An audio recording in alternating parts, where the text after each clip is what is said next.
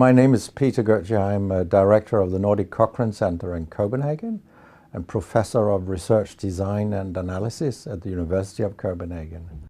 2 years ago, I found out that our prescription drugs are the third leading cause of death after heart disease and cancer. Our drugs kill around 200,000 people in America every year, and half of these people die while they do what their doctors told them. So they die because of the side effects. The other half die because of errors. And it's often the doctors that make the errors, because any drug may come with 20, 30 or 40 warnings, contraindications, precautions, and so on. No doctor in the world knows about all this.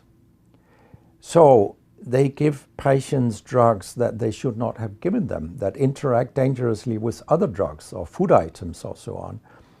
And then the patients die. That's the other half.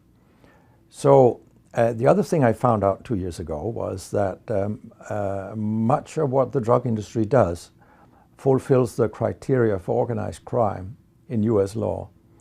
And they behave in many ways like the mafia does.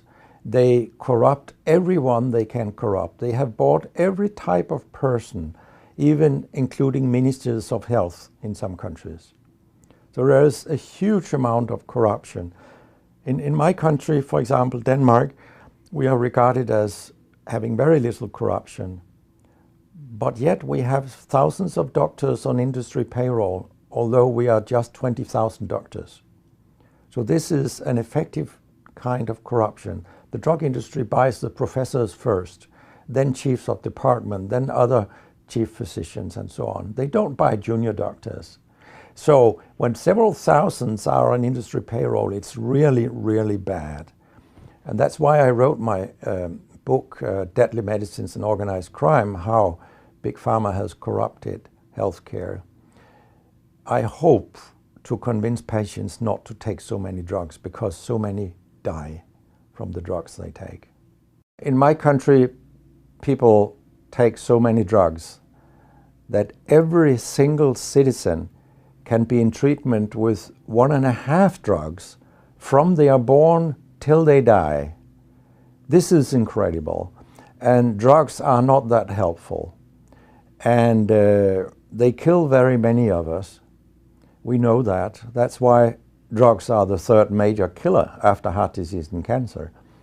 So what we need in the coming years is to take far fewer drugs than what we do currently.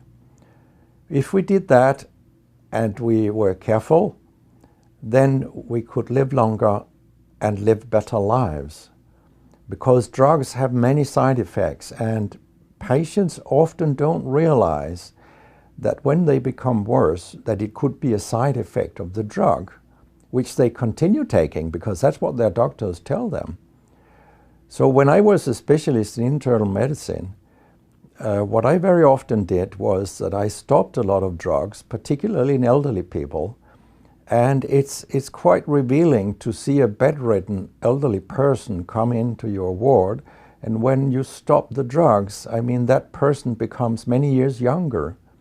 And many of these drugs affect the brain, and old people tolerate that very, very badly.